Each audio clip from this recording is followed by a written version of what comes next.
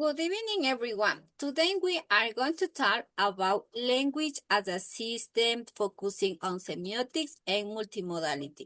When people hear the word language, they usually think about speaking or writing, and however, communication is much broader than that. Every day we communicate through images, symbols, signs, gestures, songs, and even colors. For example, when we see a red traffic light, we immediately know we must stop, even though no words are used. This shows that meaning can be communicated in many different ways. In this presentation, we will explore how signs create meaning and how different communication must work together.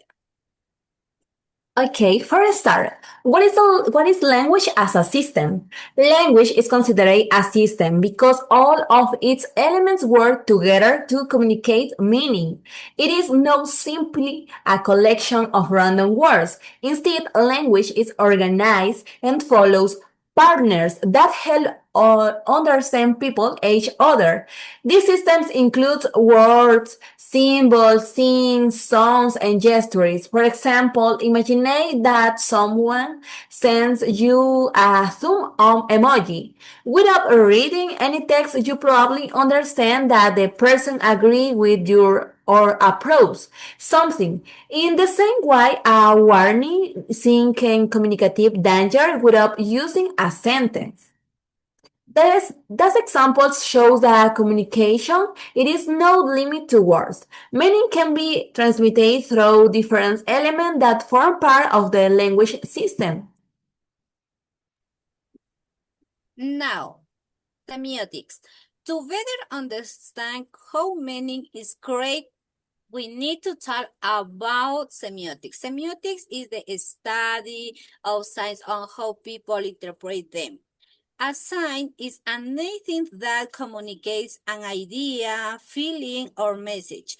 We are surrounded by signs every day. For example, emojis express emotions, logos identify companies, and flag represent countries and culture identify.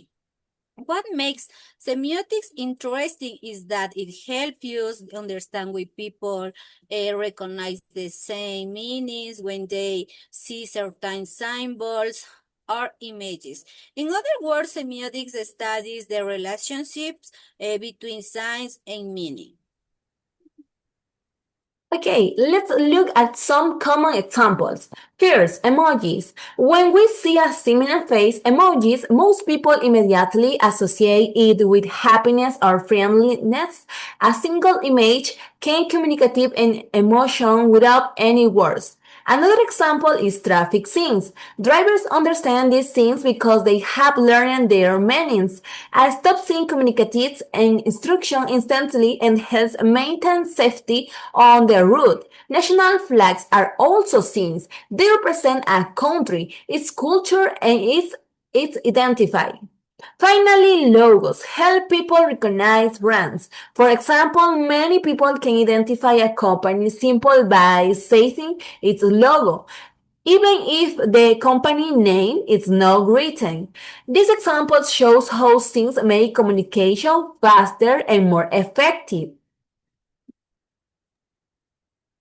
Okay. Three categories on signs. According to semiotics, signs can be divided into three categories: icons, indexes, and symbols. An icon looks similar to what it represents. An index has a direct connection with what it represents. A symbol has a meaning that people learn through culture and social conventions. Although all three communicate, meaning they do so in the different ways. Understanding these categories help you analyze communication more deeply. Okay, now I share examples of scenes. Let's see some examples of these categories. A photograph of a dog is considered an icon because it visually resembles a real dog. Smoke is an index because it usually indicates the presence of fire. When people see smoke, they immediately think that something is burning. A hair symbol is often associated with a love. However, there is nothing naturally connect between a heart shape and the feeling of love.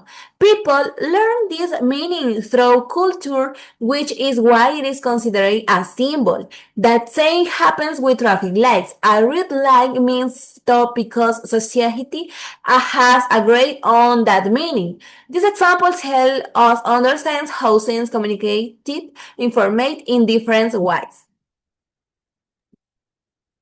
Multimodality. Communication becomes even more interesting when different modes are combined.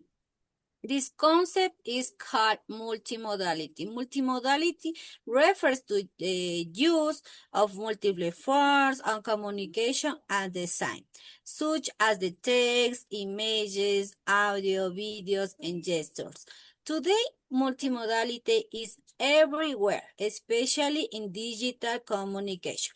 People rarely communicate using only one mode instead, and they combine several resources to make message and clearly and more engaging. Okay, now I will share examples of multimodality. We can easily observe multimodality in everyday life. For example, on social media, a post may include written text, image, emojis, music, and videos all the same time.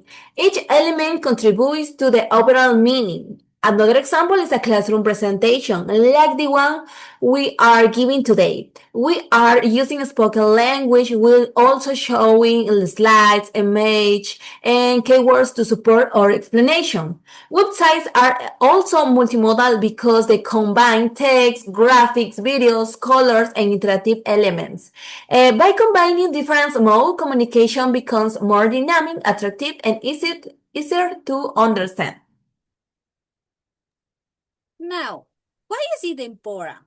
Semiotics and multimodality are important because they help us understand how communication works in real life. They allow us to recognize how meaning is created, interpreted, and shared. These concepts are especially valuable in education because teachers can use images, videos, gestures, and visual resources to make learning more engaging.